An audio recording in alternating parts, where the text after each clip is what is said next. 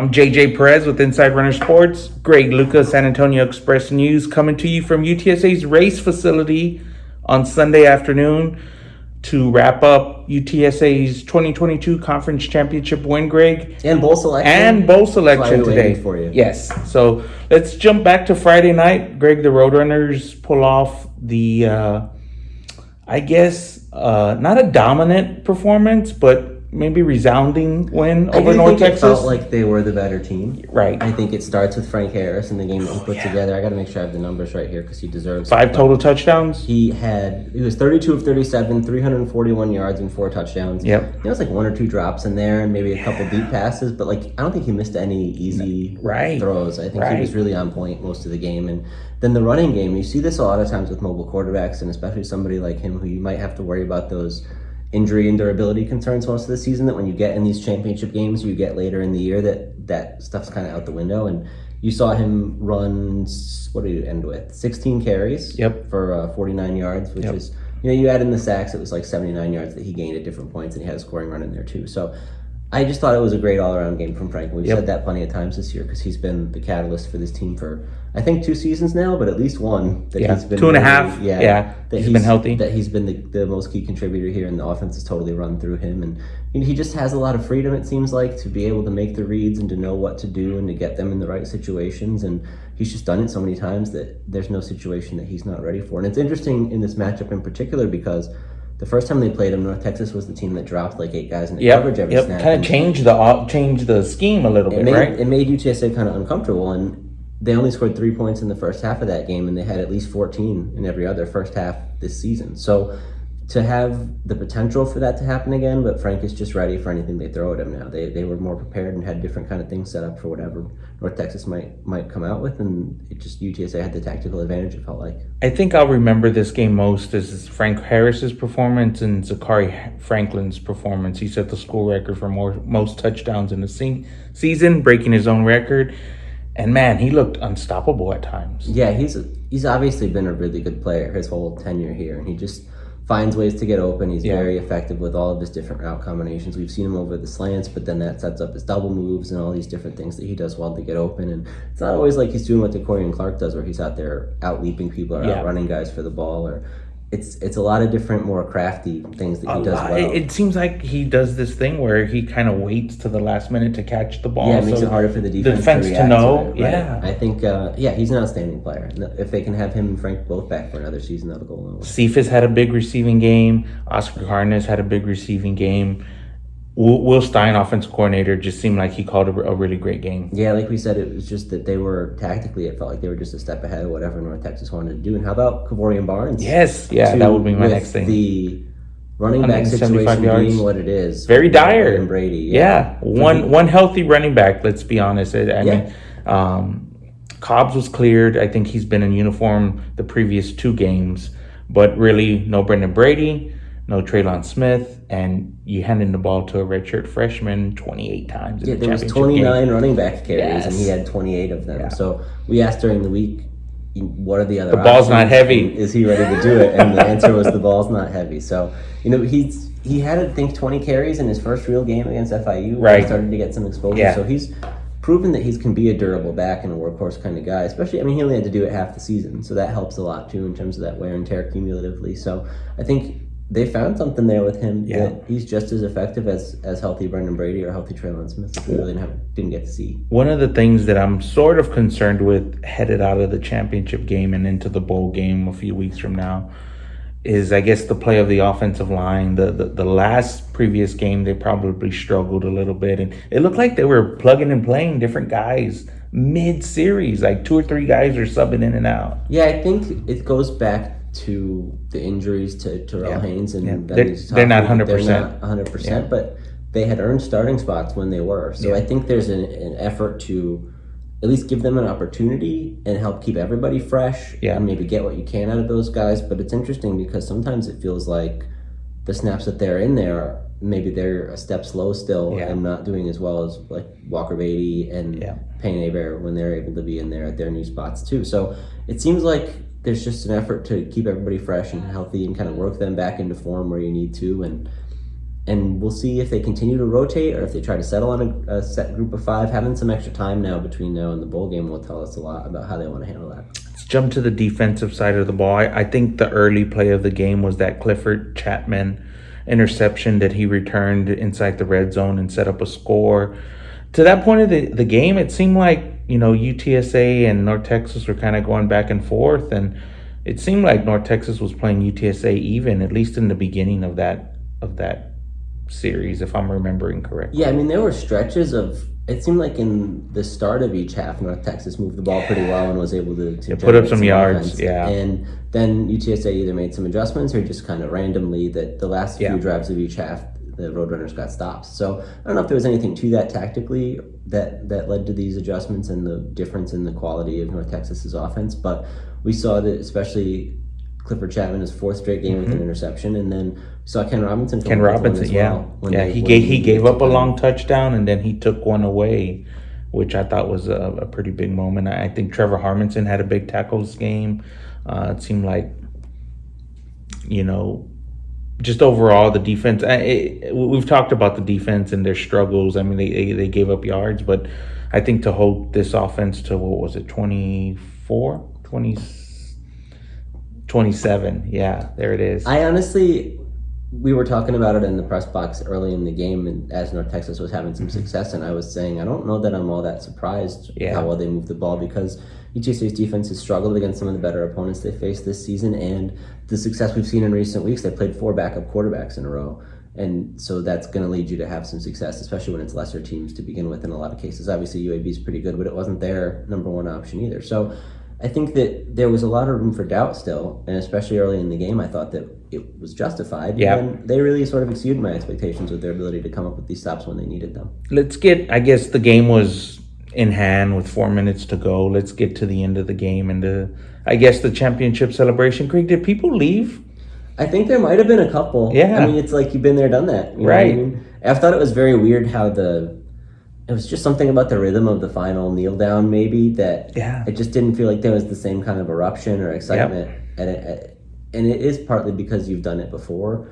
But even the players, like Frank Harris was excited. He was running around and jumping and all that. But the other guys just kind of walked off the field, it felt like, for some of them. And then, they kind of got into it once it set in a little bit more. And you still have everybody come out on the field and do the whole trophy presentation. Mm-hmm. It was set up the same way as last year in a lot of ways. And Jeff says something and Frank says something. But it certainly wasn't the same kind of breakthrough, monumental, we'll remember this forever kind of scene that last year's was. And I think it's just a product of the fact that they've already done it. Yeah, and in a lot of ways it seems like, this has been talked about and you've wrote about it, I've wrote about it, that how much more challenging this run was compared to last because of all the injuries. Yeah, it's different from a fan's perspective and from an engagement perspective. Right. We were even talking about the effort to sell tickets. It was the fundraiser that they were doing to pay for student tickets, and how much more it raised last year than this year. And I said, well, first of all, the excitement level is higher and the buzz around that team was different because of the 11-0 start. Yeah. And they had already, if I remember correctly, they were 11-0 when it was already assured that they were going to host this game, right? So you're fundraising for the ranked undefeated team that's never been anywhere close to this level before. And then to try to do it again this year, it was just different. It was not the same buzz because of the non-conference losses and the fact that they never had that ranking until very late in the year. And the fact that it was a chance to repeat, not to do something that had never been done before. So I bet for the coaching staff and probably some of the players too, it was more meaningful because they knew what they had to overcome, where last year really did feel like smooth sailing a lot of the time. And I just don't think that this team is as talented as last year's team, but it's not as deep. But somehow the results are better. Yeah. And I think on paper they are superior to last year's group. It just seems highly improbable. So I think it probably took more work as a coaching staff and maybe even from each individual guy to raise up a little bit higher to make up for that and to have better results. I want to talk about the environment Friday night at the Alamodome, one of the best ones I've been a part of, 41-4-12. The number 3 in UTSA history. Just a couple hundred ahead of last year's championship. Yeah, and actually I think the number 2 game was the Baylor, which they said they gave away a lot of tickets, and I think a lot of people didn't show up. The opener. So one of the signature games in UTSA history, and it was great. I mean, I thought it was phenomenal. They had their new tradition with the flag and the lights in the fourth quarter, and the crowd was deafening, and I didn't realize there was so many upper level fans above us in the press box. Yeah. I mean, there were people up there to the rafters. Well, we're all doing the thing through the week where we're looking at Ticketmaster and trying to figure out what it looks like, and with how long it took them to even open the upper level, and the fact that when that happened, there was still a lot of lower seats available. It was like they're never going to fill this Tuesday or Wednesday, and you're like, yeah, is it at 33,000, 34,000? You know? And so I think it trickles up through the week, obviously, but I also do think that just like last year, and even I think this was the way it was for Houston, where we might have had lower expectations for what the number was, and there's just a certain amount of day of San Antonio fans who are showing up to these things as walk-ups, and I think just kind of juicing the number a little bit at the end there. That I don't know that anybody really thought it was going to be higher than last year's total. I did not. In your story where you wrote about your big marketing and attendance story from last week, which, you know, hashtag research there, lots of data there. I appreciate you getting that out to the fans, but that's the strategy this department has to try and drive, you know, end of week ticket sales, right? Yeah, and a lot of it comes down to, I didn't realize even, you know, all the history of this, because I got here, it's only been about 4 years now, and you know, when they initially made the decision to close down the upper level, that sort of started the initiative that's still in place today, which is to create an environment where you fill the lower bowl, you treat it like a 36,000 seat stadium or whatever that is, which is probably still a little bit bigger than they need in most cases. But obviously in a game like this, you can do that, and there's potential for that to be useful to have that opportunity to expand upward with the opening of the upper level. But the point is that if you time it right, if you're a season ticket purchaser, if you have an opportunity to get a group rate or something, basically they think that the price point exists to get you into the lower bowl. You don't necessarily, they don't need to offer those upper level tickets, and it's not going to make a big difference. And so that priority of filling the lower bowl, I think, exists and is going to stay in place, and it probably makes a lot of sense. And then you just hope that there's scenarios like this where the demand is higher, because the goal that Lisa Campos said in the story is to be at the top of the American, and that means you're going to have to get 40,000 to beat East Carolina, I think, is the team that's at the top there. So that it just keeps growing a little bit. I mean, I think I didn't have to recalculate what the average was. I did not, game, but it's going to be higher than it's been in recent years. I don't want to say ever. I think the first year's probably still higher. Right. Greg, let's talk about the season as a whole. The season's not over. There's still one more game, obviously, but back-to-back conference champions. I think Jeff said it was a dream come true after the game, something to that effect. And it's just, this level of success, I don't think anybody could have imagined so quick that, you're hosting back-to-back conference championships. Yeah. You're winning them. To do one of those is hard, and to have both of that. This week they're in the top 25 of the college football playoffs. It feels like the beginning, but also we've talked about this before. It could be, this is the golden years or the glory days of Roadrunner football, at least the beginning of them, right? Yeah, well, the narrative coming into the season was about being built to last. Yeah. And I think if you really envision how it could have gone, where they go 7-5 in 2020, and then last year is, 12-2 at the end of it with the crazy run that they had, and then if this year is 7-5 again, then people are not going to have the same level of faith and respect in this program, because they could say it was just a flash in the pan. And being able to come back and have the year that they had this year through all the adversity we already outlined says a lot about the program's staying power, because it doesn't even need everything to go right to have that level of success. You can just do it. The other part of that is more long-term.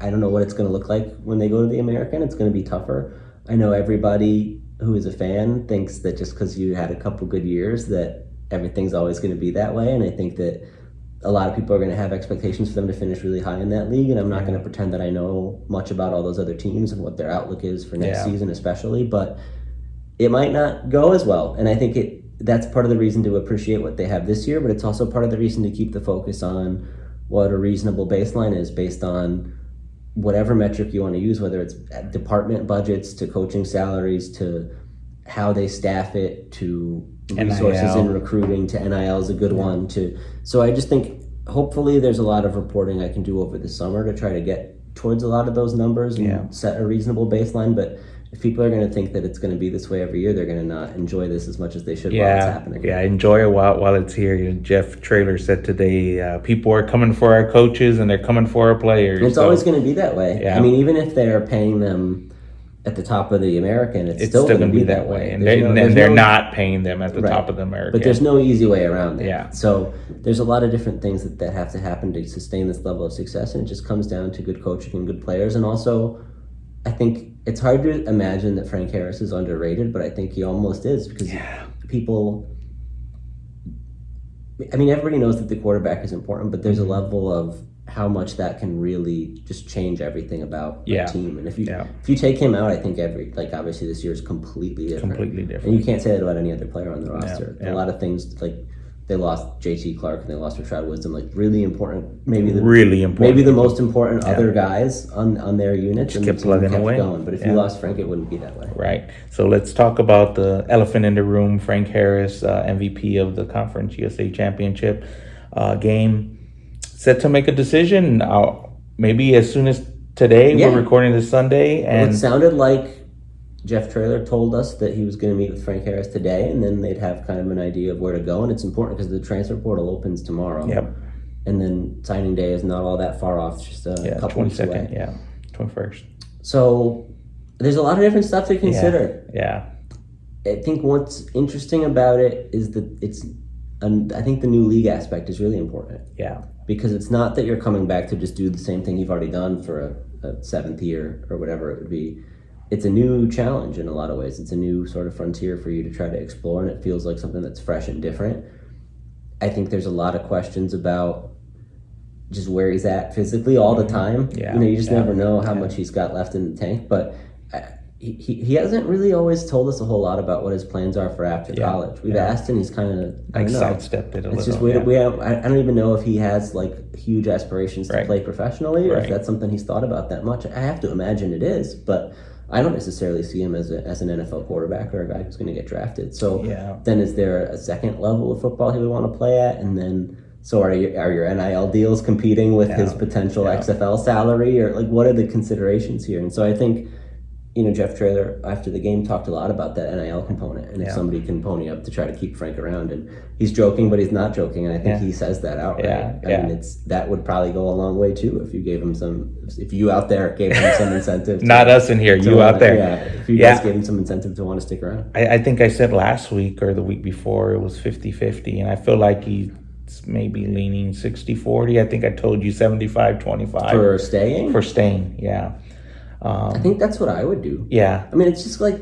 That's what I would do. I don't know how much... The academic track probably matters at least a little bit. On the flip side, I mean, this is a guy that's torn both ACLs. I think broke his shoulder. Right. I mean, he's led you to back-to-back. I mean, he's left it all on the field for you. There's nothing left for him to prove. Well, I think except the next level, the next era of the American. But to me, cranking it up for another season is, depending on how your body feels. I don't know that we'll know until after the bowl game. I mean, he may come out with an announcement, but I could also see him waiting to see how he feels. He's always said he wants to wait until the end of the year, and the fact that he has to give them a decision today-ish, makes sense for helping out internally, but I could see if he didn't want that to be discussed too openly or even within the team, just for the distracting, having it be all about him. Whether it's, I guess you'd probably be more likely to say if you were coming back versus if you weren't. So if you get news, it's probably good news. You know what I mean? But either way, it might just be, I don't want this focus to be on me. The other option is to just do it today. And then it's rip the Band-Aid, it's out. And then by the time the game gets here, we're not talking about it anymore, probably. Well, Greg, let's transition to the bowl game. The Roadrunners accept an invitation to the Cure Bowl, Orlando, Florida, December 16th, the first day of bowls, 3:00 Eastern kickoff. What was your initial, reaction to hearing that news? I think the timing is the most important or interesting part to me. And when I've always thought about college football, a lot of the incentive to get to a bowl if you're 6-6 or even 5-7 is the extra practice time. And they're not really getting a whole lot of extra practice time. But if you're playing on the 16th versus the 21st, are they going to win or lose more games next season? I don't think it actually matters. But it's at least an interesting dynamic, and we've talked about the injuries all year. It's interesting that Jeff said that they would have wanted it to be later because of the injuries, but a lot of these, like JT's not coming back, you know, like a lot of the injuries are already said and done. So I don't know. I'm sure maybe some of the offensive line guys. I'm sure there's probably some bumps and bruises. Maybe guys we aren't even aware of who might have gotten nicked up in the championship game who are on the radar for that, or who knows, maybe Traylon Smith maybe could have played in a later game, and the early one might still be tough. So I'm sure there's a few guys where that's in the mix, but in terms of the competitive balance of it, Troy's probably the same way. Man, to me, that's the biggest thing about this bowl game selection is the opponent. Like, I mean, this is so you have a college football top 25 matchup. That's the first time UTSA's ever had that. UTSA's 25, Troy's 24. This is a good team. I mean, they're like one of the top defenses in the nation, and it's going to be a hard game, but I think it's going to be a good measuring stick for the Roadrunners. You could one could make the argument that the winner of this game deserves to be like the top group of 5 team. Yeah, or top 2 at worst, with probably. Tulane. Yeah. So I think the thing that I liked most about this matchup is that nobody was upset about it. The last couple of years, it's been some like damage control after the fact of like, why did this happen, or how did we get put with this team, or why are we in this place? And I think today was a very ho-hum bowl announcement, which is probably good. Yeah, that's what you want. Just means that it's a game that people are interested in and excited for, and it's not some. I always think it would be neat, let's say, to play like a Power 5 team and to have just that kind of measuring stick. It's always more intriguing to me how those teams match up across that, barrier versus facing another G5 school. But the fact that it's 2 ranked G5 teams and that the winner has a claim to being maybe the best team at G5 that level, champion. Yeah, I think that's pretty cool. So I support it in a lot of ways. I think it'll be a good game. So some of the negative blowback from some of the fans on social media that I've seen is that, one, it's out of state. It's in Florida. It's the Friday before most kids get out for Christmas break, and it's going to be hard for some fans to travel. But on the flip side of that, this is a good destination for the players.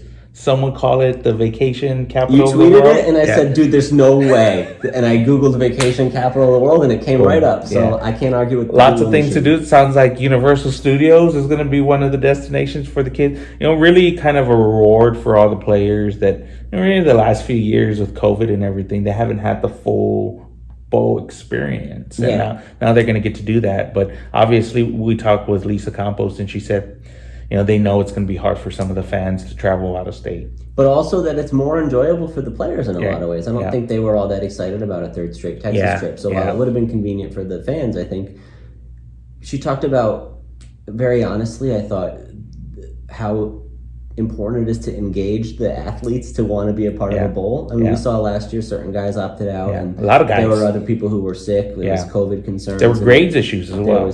So to have a game that people are invested and want to be a part of internally, which you can take it for granted a lot of times, but when you've climbed this mountain twice now to be conference champion, it's easy to think of that bowl week as kind of a celebration, and that didn't really always feel like the intensity was there last year, especially as more and more people, it became clear that they weren't being a part of it. So it's tough for me to balance as a writer to say, we're so set on we want to win our first bowl game, but also you don't really care that much. So it'll be interesting to see this year what the level of investment in that event is.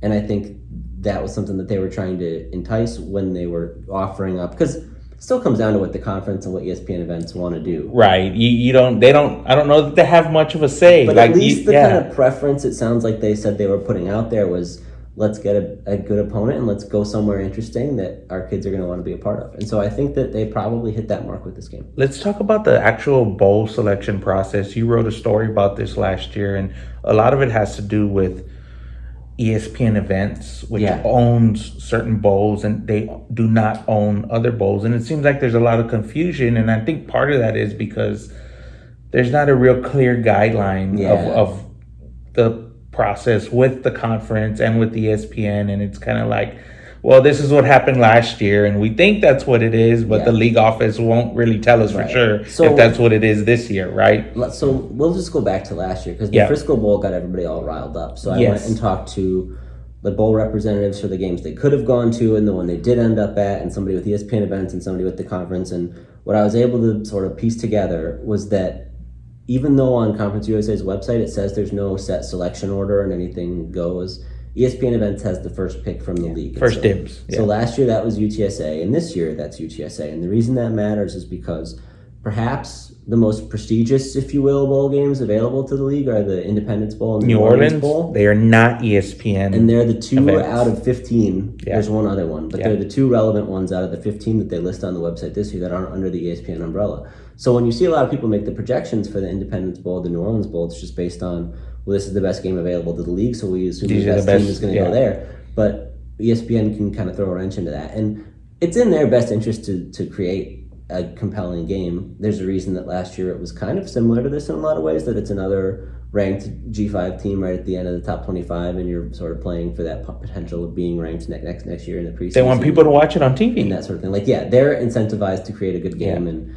I think to some extent part of that is the environment, and so they're also incentivized to put it somewhere fans can get to. Like they're not out here to screw anybody over. That doesn't really benefit anybody involved. So it's just interesting to think that there's a potential barrier to UTSA playing in those bigger games. But thankfully, it worked out well. I don't know that they could have got a better matchup than this. So I think the best case scenario kind of came through. I think we'll have to fact check this, but this will be the only bowl game with conference champions facing each other. Yeah, it's the only scheduled one because theoretically the national championship. You can have that. But so far, bowl game so far. So I think overall it's a good matchup. It'll put a bow on a historic season, Greg, and just looking forward to the next milestone for the Roadrunners. They've never won a bowl game in the 3 previous tries, and we'll see how serious the attendance is and the opt-ins for this bowl game. If there are any grades issues, that was something that seemed like it popped up last year. It sounds like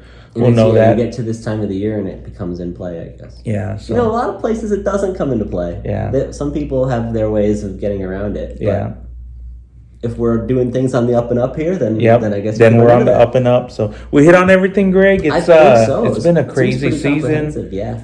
I was surprised the championship game wasn't dramatic like most of the other games, but maybe we'll have a crazy dramatic bowl game to make up for it. Yeah, we're overdue. They had 2 blowouts in there too, so it's very unlike them to make it easy on me. Yeah, the other thing I want to touch on real quick, signing day, December 21st. So that'll be after the bowl game. I think that kind of sets up for the Roadrunners. I think they're going to be pretty active on. Wanted to get with that today with Jeff, and we didn't quite get there, but I think they're going to be pretty active. The transfer portal opens tomorrow. Me about the portal. Who's coming here tomorrow? I don't know. Who knows? Is it happening right away? We have official visits. You have official visits coming next week. Do you know the ins and outs of the rules? What actually happens tomorrow? I just did. You could start. It opens. You can start having conversations as if that's not already happening? Well, officially. Okay. Yeah. So, the contact period on the recruiting calendar is on. So. But does that count for transfers? Yeah, I believe so. I just think it's. So you could actually bring in a transfer out of starting tomorrow. Okay. Yeah. So. I don't know these things. We'll see. We'll see what happens, and then we'll see if there's any. I think that's going to depend on Frank Harris. There's a transfer. There's a Colorado quarterback. Having the meeting today. Yeah, there's a Colorado quarterback in the portal that's pretty interesting as well. A couple of guys from Alabama, I think, former North Shore guys. So we'll see. About looking at. It seems like the key is to look at the locals here. A lot of the connections. A lot of them are bounce backs too. Yeah, Houston. They have staff in Houston and DFW, and it's like Traylon Smith. Who would have thought?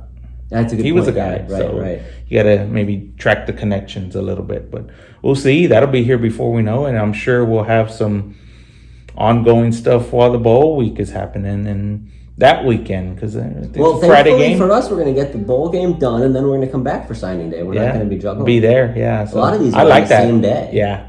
So weird that signing day is so late. Yeah, that's the first day. I think it goes to that Friday. To Christmas Eve? No, it goes 3 days. Yeah, 21 to 24. Yeah. Christmas Eve, yeah. That's so weird that it's late. It's probably better. The JUCO signing day, which is also important because I believe the Roadrunners have a San Francisco JUCO offensive line committed, goes through mid-January. So that's also important because... I feel like we see most of them on the first day. And then maybe some trickle in. Yeah. And we saw a few last year. So we'll see. Well, that'll wrap it up. solid 30 minutes here with Greg. I appreciate you taking the time as always. It's been a fun year doing this. It really has. I enjoyed getting to sit and chat. We'll do one more after the game, of course. So it's good to get the exposure and get you guys out there watching and reading and all that Express stuff. News, Greg Lucas, San Antonio Express News. Be sure to check him out. JJ Perez, Inside Runner Sports. Appreciate you guys watching. We'll catch up after the bowl game.